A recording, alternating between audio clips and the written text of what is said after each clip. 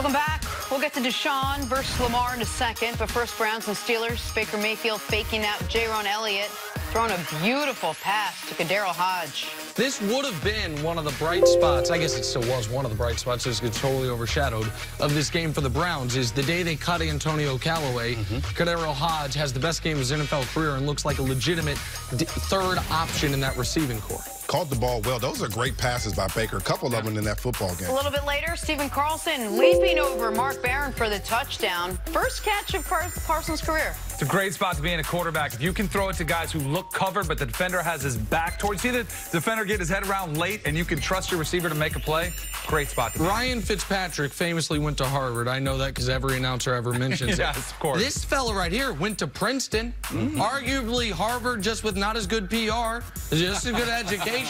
One of two Princeton Tigers. Very different. Yeah, of course, repeatedly, again and again and again. I know it. Bucks and Bulls. Giannis only needs 2 dribbles and a non-call to get from half court to the basket for the top. Travel on front end, travel on the back end. This is what they let you do in this league when one day you're going to be the greatest player alive.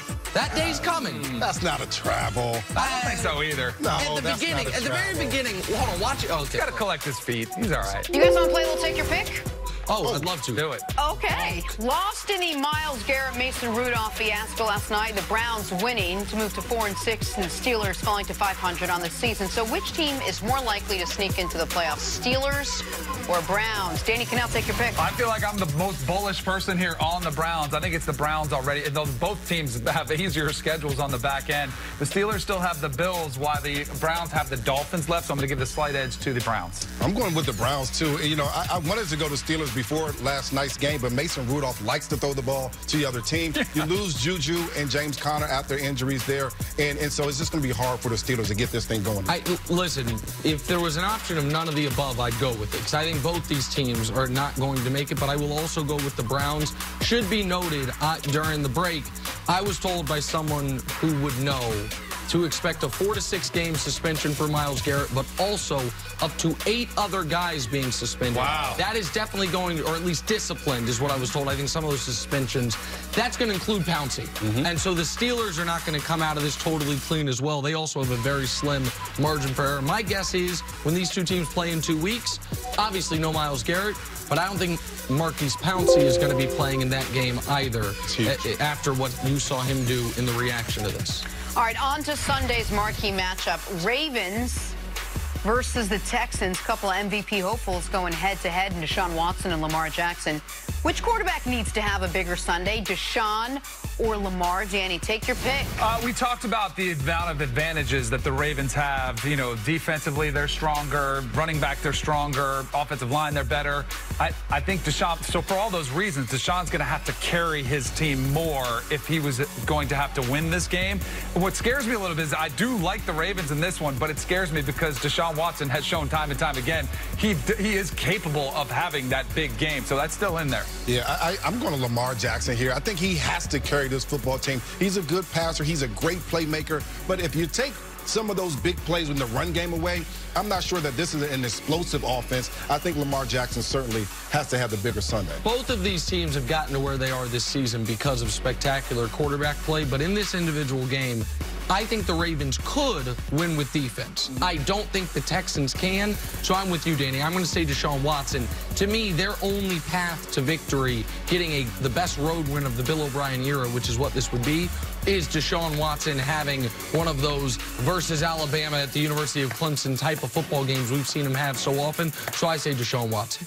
All right, on to a Super Bowl 52 rematch. Tom Brady and the Patriots looking to get back on track after a bye. Eagles also coming off a bye. Carson Wentz looking to push Philly's win streak to 3. So which quarterback do you trust more on Sunday, Brady or Wentz? Danny, Janet, you guys promised me you wouldn't do hot takes on this show, right? I mean, I couldn't believe this was a serious question. Of course it's going to be Tom Brady in this spot, in any spot, against maybe any other quarterback in the NFL. We're talking about the GOAT. And as much, this is coming off a bye week, off a loss. you will not. You have to trust Tom Brady more in this spot. You know, I certainly want to talk about Carson Wentz and being the guy that you trust more, but I think you have to go with the GOAT, Tom Brady. But it's not just because of the play on the field, because he hasn't been great, just like you talked about earlier this year. He has a better surrounding cast. He has a better head coach. He has a better wide receiver core. He has more experience than Carson Wentz in these big games, so I have to go Tom Brady. You live in Brooklyn, I know this. You live in Florida, South Florida? Maybe I'm wrong, I've never lived in either place. You guys like have access to Sunday ticket and stuff, right?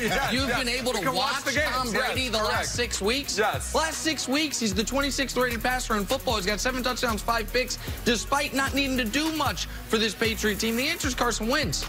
It's not about legacy. It's not about Mount Rushmores. It's not about the GOAT of all GOATs. It's about this weekend in Philly. 42-year-old man in cold weather who's not playing very well. The answer is Carson Wentz. That's not a hot take.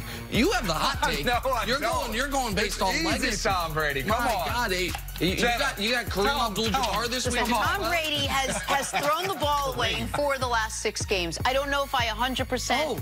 I don't know. I know, and that was my Super Bowl team. I don't know. Are you abandoning it? I'm not abandoning it. This, by the way, was my Super Bowl matchup. Eagles and Patriots. You're gonna that get was to see a long time ago. Can I thank you again? I like to thank you after Thanks for having me back again. Now he's got to go work out. Okay. Coming up, what does Freddie Kitchens have to say about Myles Garrett? Hear from him next on First Things First. 4 to 6, huh? So 4 is still in play.